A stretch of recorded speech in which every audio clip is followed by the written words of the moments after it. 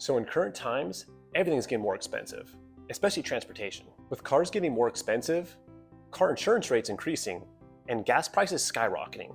Just being able to drive and get to work is getting really expensive. So many people are choosing other modes of transportation, including electric bikes and scooters. But even electric bikes and scooters can be pretty expensive for many people, which is why I couldn't think of a better time to review the electric bike we'll be looking at today, the Onebot S2, which at the time of this recording is only $400. So in this video, I'm going to go over the assembly process, an overview of the details on the bike, look at the build, and give a full rundown how this bike rides to see if this is a great way to save money on your commute. So now, let's check out the Onebot S2 mini electric bike.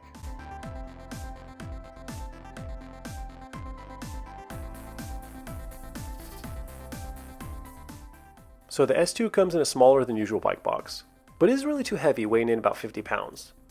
But if it is a lot for you, then I do recommend someone helping you move it. After opening the bike, it was assembled about 95%.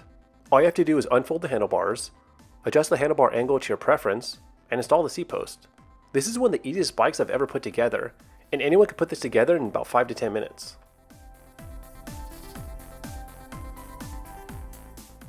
The S2 has a magnesium alloy frame with a dark gray matte paint job, but if you want something a little more fun, you can also get the bike in a blue and pink paint job.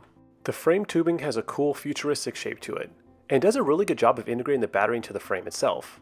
And one thing that I really like is that there's no welds on the frame itself. It's nice and smooth, which gives it a pretty slick look. Another part I think that Onebot did a really good job on is the cable management. There's 6 cables on the front of this bike, and what Onebot did is use a cable management coil, and they bundled everything together so there's no stray cables. They also cleaned up the look as well by internally routing many of the cables. And there's not a lot of information on the frame measurements of this bike. So I measured some of the major points, and here they are. The overall length is 45.6 inches. The top tube height is 21.75 inches. The minimum seat height is 34 inches, but that's because Onebot installed this screw to keep the rider from putting the seat too low and damaging the frame. But if you remove the screw and cut down the seat tube, you can get the seat as low as about 27 inches. The maximum seat height is 39.75 inches. The top tube length is 19 inches. The reach is 16 inches, the chainstays are 13 inches, it weighs in at 39.9 pounds, and has a max payload of 220 pounds. So the S2 has a 36 volt, 250 watt rear hub motor that I really couldn't find any information on, but typically motors this size can provide up to 35 newton meters of max torque. The battery is a 6 amp lithium ion that's integrated into the top tube, and it gives an estimated range of 19 miles in pure electric mode and 32 miles in pedal assist mode. It has an LCD display that shows the assist level, battery level, and odometer. You turn on the bike by holding down the M button for 3 seconds, and you click it to cycle through the odometer and etc. You click on the plus button to increase the assist level, and the minus button to decrease the assist level. It also comes with a light with a horn. The horn is activated using a button on the right side of the handlebars, and the light is activated by holding the plus button down for 3 seconds. The handlebars are foldable and have a width of 21 inches. The wheels are 14 inches with 7 spokes and reflectors, and the tires are Hang Zhou 14-inch tires with a 1.95 inch width, and the bike also comes with Schrader tubes. The S2 has a single-speed drivetrain with a 12-tooth cog in the back and a 40-tooth in the crankset. The S2 comes with mechanical disc brakes with 160mm rotors both in the front and in the rear. It has front and rear fenders, and also comes with folding plastic pedals with reflectors. So riding the S2 is one of the most unique experiences I've ever had riding a bicycle. It does take a little bit to get used to the seating position, but the crazy part is, it's actually pretty comfortable. The reach is a little longer than it looks, and at 5'10", I never felt cramped. But the one part it does take a little bit to get used to is the narrow handlebars, which does make the bike turn directions extremely well, but at higher speeds, if you try to ride with one hand on the bars, it does feel a little twitchy. And the most surprising part is the power of the bike itself. I was expecting a very slow bike that had minimal power, but the bike is actually more powerful than it looks. In fact, when I was testing its acceleration, the wheel would slightly lift off the ground when launching at level 3.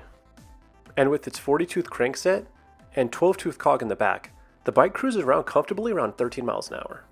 And that's not to say that it can't easily go the top speed of 15.5 miles per hour. It's just that at that speed, your legs are pedaling pretty fast due to the gearing.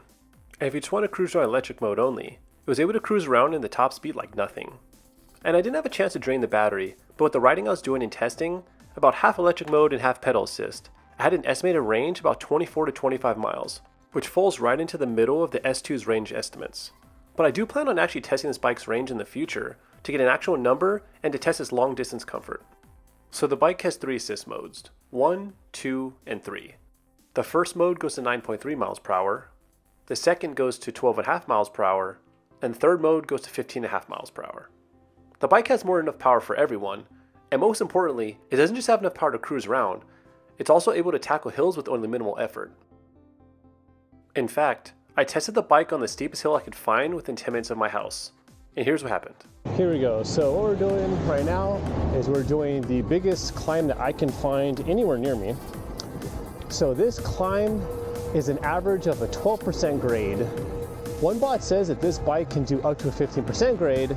So there are parts of this climb that actually are more than that. So here we go. So we're in power level 3. Got the single speed, and this bike is powering up this hill. Obviously you get the first person effect where these hills don't look very steep, but it is steep. I'm doing 9 miles an hour, power level 3.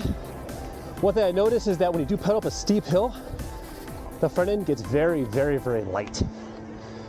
So it is something to think about, but man, it is killing this hill. I'm not the strongest guy in the world, so that wasn't too bad. That was actually pretty easy.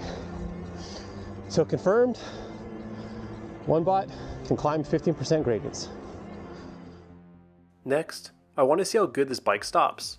So for this test, I accelerated to the top speed of 15.5 miles per hour, and then I slammed on the brakes. And the bike stopped much faster than I was expecting, with an average distance of just a little bit over 13 feet, which I think is pretty good for a bike with mechanical disc brakes. So the last thing I want to go over is the affordability of this bike. Like I mentioned earlier in the video, at the time of this recording, this bike is only $400, which not only makes it one of the most affordable e-bikes, but also competes directly against electric scooters.